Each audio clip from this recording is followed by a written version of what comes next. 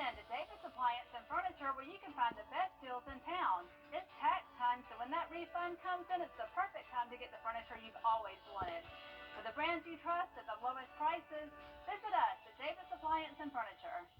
It's from Wrdw. Come on in to Davis Appliance and Furniture where you can find the best deals in town. It's tax time, so when that refund comes in, it's the perfect time to get the furniture you've always wanted.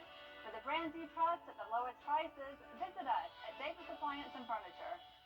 Mike and Bob. From the station that's on your side, News 12, First at 4 continues. Welcome back. It is an acre of scorched earth and smoke, one of at least 4 fires sparking across our area in the last 24 hours. The flare-ups just keep happening, and the windy, dry weather is not helping one bit. So we begin with team coverage this afternoon, and First Alert Chief Meteorologist Riley Hale. He's tracking our weather conditions. That's right, but first we begin with Brady Trapnell. He's live in Aiken County where firefighters are battling hot spots. Brady. Well, Zane, I'm here at the back of the Trolley Run neighborhood. As you can see here behind me, there are bulldozers moving dirt to try to set a break in these fire conditions. And up on the hill here, there are some spots that are starting to flare up, and we're right next to some houses. So this is obviously a concern for leaders and officials here in Aiken County. We actually spoke with a woman who was evacuated overnight, but we will get to that a little bit later. First of all, we're going to look at some of this video from here earlier. Some of the fires picked back up, as I said, in the past few hours. And SC Forestry officials are bringing bulldozers and tractors down to this area, as I mentioned, to make fire breaks and stop this from spreading. And fire officials say it's because of dry air and wind. And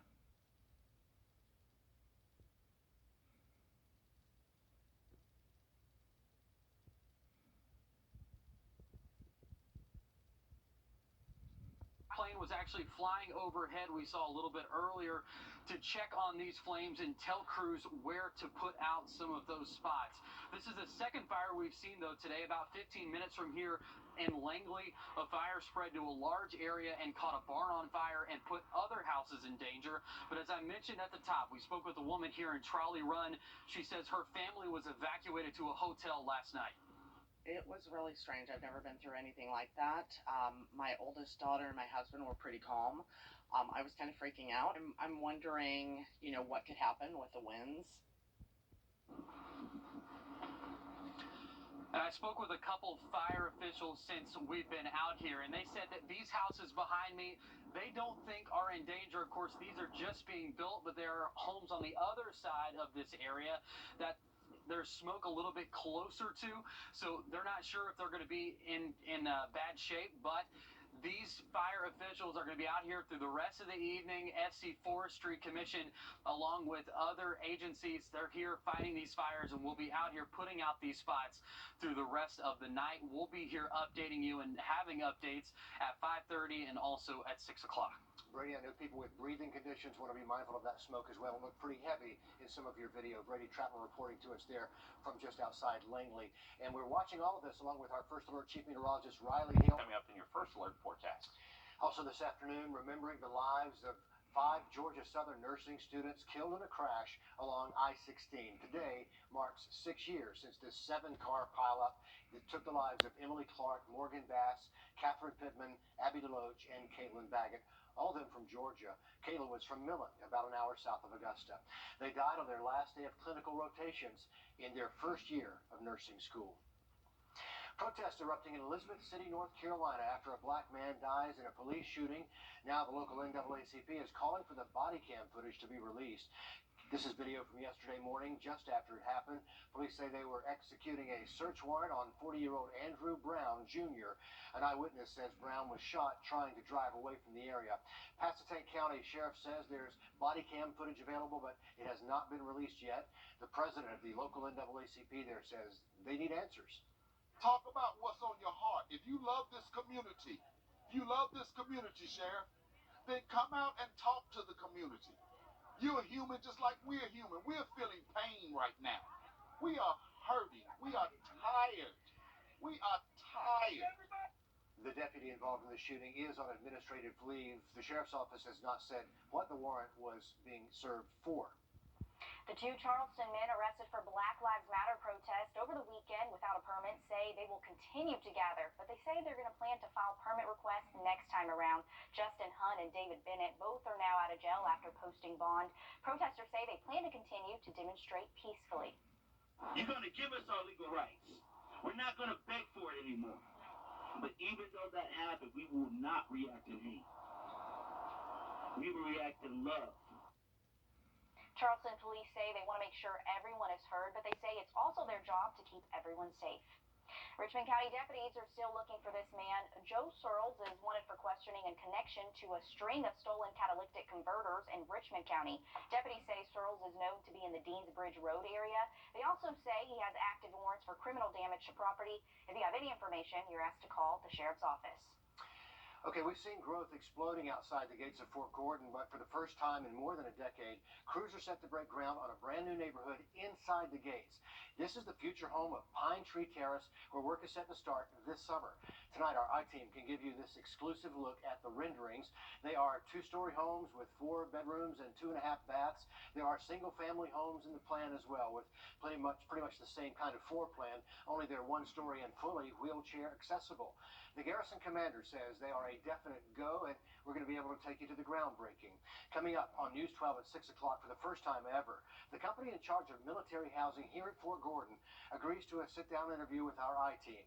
It's an interview a decade in the making after we uncovered years of problems with housing there on post. Back in May of 2020, a woman went viral after telling a black man she was going to call police and say her life was being threatened by an African-American man. Please don't come close to me. Please call the cops. Please call the cops. I'm going to tell them there's an African-American man threatening my life. Please tell them whatever you like. Now, a state lawmaker in South Carolina is introducing a bill to stop calls like these. The bill would give victims of these types of calls the ability to file civil suits against the person who called. We want to make sure that the Karens of the world, those folks that are calling the police on people that really aren't doing anything but just being themselves, we're putting them on notice that, look, we need to make sure that we're not racially profiling people, making sure that we're not profiling people based on gender and sexuality. Similar bills have been introduced in legislatures across the country. Students today, our Johnson Magnet School got to see what nurses and doctors deal with in the ER. This virtual training is geared toward patients with car crash injuries. They also got to simulate the conversations they would have with family members during a crisis. Usually the students get to experience this kind of thing in person, but the students say they still got a lot of information from this session. It taught us a lot about what to do in situations in a car accident, or how to help somebody who's in a car accident. It helps out a lot because we're still able to have an opportunity that we can still test it out and see if we still want to be able to do this in the healthcare field. Valuable experience for them today. Doctors also encouraging students to stay away from drinking and driving, and they talked about the consequences that kind of thing can have. Well, there's a hold on evictions until the end of June, but does that protect everyone? Coming up, we're going to look at what experts say could be an eviction wave ahead. Riley. And we could be waking up to some patchy frost again in some portions of the CSRA tomorrow morning, and then a weather alert day for Saturday. Lots to talk about in that forecast next. Well, let me tell you what happens back in the mid-80s by next Tuesday and Wednesday. Riley, thanks a lot. An eviction moratorium still in place to protect people struggling with rent during the pandemic. And while it lasts until the end of June, it doesn't cover everyone. Kyle Madura takes a look at the chances of a potential eviction wave once that moratorium ends. This case will be stayed. Michelle Rogers won her last argument in Cleveland Housing Court, but knows her hold on her home may be fleeting. I'm still way behind the 8 ball on this. Rogers says unemployment insurance, government relief, and savings paid the bills most of last year. But when hiccups in federal aid and snarled red tape in Ohio cut off assistance, she fell about $600 behind, and her landlord filed for eviction. The past month was probably the hardest thing I've ever had to deal with in my entire life. And I've had cancer twice. Now, I was under the impression that the help was there for anybody that needed it. The CDC's eviction moratorium didn't shield Tara Muhammad, but she is still in her home, thanks to emergency assistance from the Cleveland Housing Network. Muhammad says her savings are drained. Until school fully reopens, returning to work is impossible. Sinking back into debt, unavoidable. I go day to day just praying that I will have a way to support my kids and my household. Researchers predict a wave of evictions once the federal moratorium lifts, as they saw when earlier protections expired. A U.S. Census Bureau survey estimates 500,000 tenants are behind on rent in Ohio alone. Some states stopped all parts of the eviction process, and other states did virtually nothing. Ann Cat Alexander says eviction filings did drop in Ohio cities over the last 12 months, but not by nearly as much as in other parts of the country. That likely means a smaller wave here along Lake Erie. Politicians must also wrestle with whether the country can afford to return to the old normal, with 4 people losing their homes every minute. In Washington, I'm Kyle Madura. Landlords say they understand how hard it is for renters, but they're also struggling with payments for buildings and maintenance while they wait for federal aid. Military members sacrifice every day away from their families to keep us safe, but so do their kids and spouses back at home. Coming up, how one Navy mom made a special homecoming appearance. For 10 years, the company blamed for deplorable housing at Fort Gordon has refused an I-team interview. Until now. How are your soldiers living? If you can't answer that question, you've taken your eye off the ball, right? Tonight on News 12 at 6 o'clock. Come on in. We're made for. Come on into Davis Appliance and Furniture, where you can find the best deals in town. It's tax time, so when that refund comes in, it's the perfect time to get the furniture you've always wanted. For the brands you trust at the lowest prices, visit us at Davis Appliance and Furniture. Follow News 1226 on Twitter to keep informed with the latest happening near you. We know about the sacrifices our military men and women make for us every day, but the kids and spouses give up a lot too, going months without seeing their loved one. One Navy mom knew just how to make her homecoming special for her little ones. Zachary Lashway shows us just how. One nation, under God, indivisible, with liberty and justice for all. Seconds later. That's pretty good. Petty Officer Langley surprised her 3 children, Brittany, Adam, and Joshua. What's it like to be home? Amazing. Absolutely amazing. Oh, 10 months is a long time. I know. Were you surprised? Yes. Yes. What does this moment mean to you? I finally get to see her after 10 long months. Yeah. Has it been hard without Mom? Yes. Langley was aboard USS Philippine Sea, which returned to Naval Station Mayport after nearly 10 months at sea. News4Jax was there when the ship docked. Meanwhile, back at Neptune Beach Elementary. The children knew Mom was coming back today, but they thought they would see her at home this evening. Principal Elizabeth Kavanaugh planned a flag-raising ceremony. The district is honoring the military and military children. You know, it's very important to realize that, you know, I think we know what our military does for us, but a lot of times we forget about the littles and what they do. Celebrating military families within our community today and every day. Love to see that. In Jacksonville, a great Navy town. Those homecomings are always special when the ships come in and the families are down by the dock. But some kids have to be at school, so Mom gets to surprise them there. That's beautiful. And nowadays, you know, all this is being caught on video, so they're going to look back years from now and just remember that special moment. But such great homecomings. We've seen them here at Fort Gordon as well, and we appreciate you military families. We know what you're doing. Riley? All right, heading into we are staying dry this evening. It's going to be a chilly night. We'll have much more coming up in your first alert forecast. All right, thank you, Riley. Dante Wright was laid to rest this afternoon. He was shot and killed earlier this month during a traffic stop outside of Minneapolis. He was just 20 years old. The shooting happened in an area where tensions were already high over the police killing of George Floyd.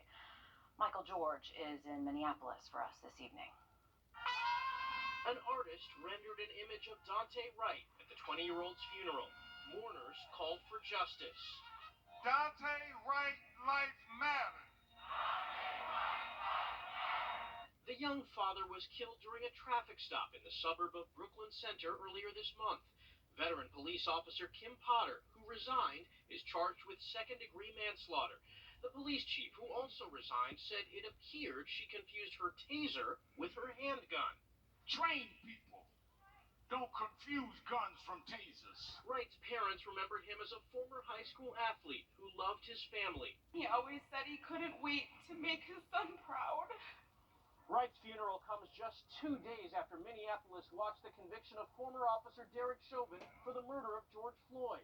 Many of Floyd's family members came here to the funeral to show support for the Wright family. They have become the comforters and counselors, along with our legal team, for the family of Dante Wright. For many in the Minneapolis area, this week has been an emotional roller coaster. I think emotions are all over the place. I think, we celebrated a victory with the George Floyd, with the Derek Chauvin trial convictions. But then people are still, mourning the death of this young man. Minnesota Senator Amy Klobuchar and Governor Tim Walz were among hundreds who attended the service. All right, parents remember him as a former high school athlete who loved his family. Dante Wright, again, laid to rest this afternoon. Sorry, we're having a little technical difficulties here. Here we go. Kim Potter out on $100,000 bail tonight. She is due in court again May 17th. South Carolina Governor Henry McMaster signing a bill this afternoon. It's requiring in-person schooling to be offered 5 days a week. Now, this does not affect our area since our local schools are already offering in-person as an option. 3 districts, though, within the state are currently offering a hybrid model. However, no districts are offering just a virtual option. New details today in the Boulder, Colorado shooting. The suspect faces dozens more charges. The district attorney's office filed 43 additional felony charges against 21-year-old Ahmad Alisa. In a news conference today, Boulder County's district attorney said more charges could come, but a motive, that might not.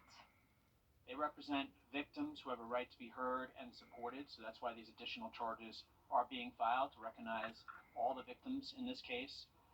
You'll be seeing additional counts, I anticipate, of what's called crimes of violence, as well as possibly additional counts of attempted murder.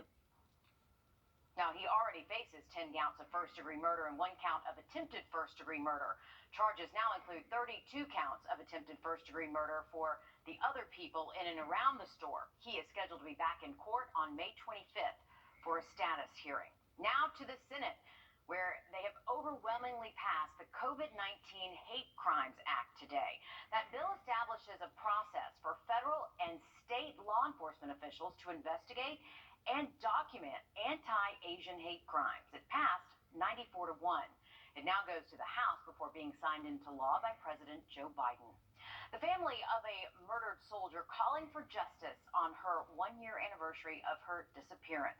Vanessa Guillen's sisters, father, and fiance holding a moment of silence to honor her today. Her family pushing for laws to change how reports of sexual harassment and assault are investigated in the military. How many more numbers does it take for people to realize, for the Army to realize that they are the problem? The Army is the problem, not the victim.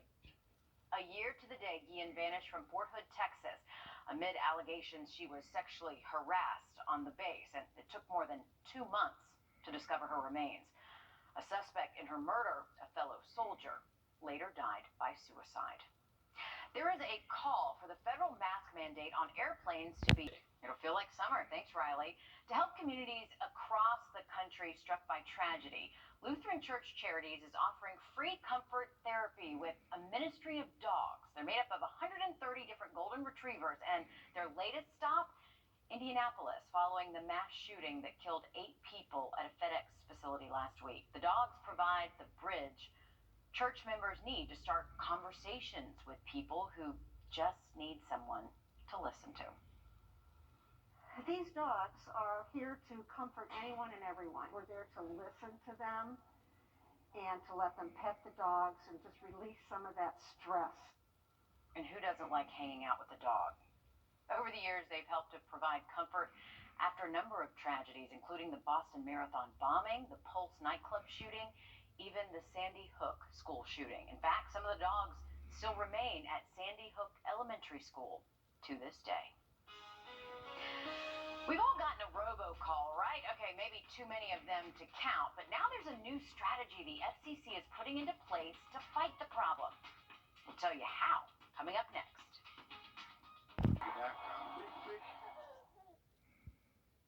If you can manage to go a day without getting a robocall, consider yourself to be very lucky. As many as 5 billion spam calls will be made this year. But now the FCC has another plan to block them from ever reaching you. Jamie Tucker explains how. Once again, no matter what we're doing, no matter where we are, robocalls always interrupt our day, and nothing seems to block them. But now the FCC is putting the onus back on the cell phone carriers with something you might refer to as a do not allow this call list. Just a quick phone call away. Press 3 to get connected. Here's how it works. Legitimate companies that provide voice services must register with the FCC and state how they plan to combat robocalls. You can see this list called Robocall Mitigation Database now. Over 400 companies have already submitted their plans to block the spam and spoofed calls. Then in late September, phone companies such as Verizon, T-Mobile, AT&T, and others will be required to block incoming calls to our phones from companies that are not in the database. The carriers have had access for years to a technology called Stir Shaken that would block calls from spoofed numbers from reaching customers, but the phone companies didn't use it for fear of lawsuits from legitimate callers. Then 2 years ago, the FCC gave carriers permission to use the software, but some phone companies still didn't use it. Experts say the Stir Shaken technology is the best hope we have for blocking calls. So will this work? Well, it should at the very least reduce the number of robocalls that we're getting. So far, the FCC has not said anything about the consequences to companies who aren't using it. That's What the Tech. I'm Jamie Tucker.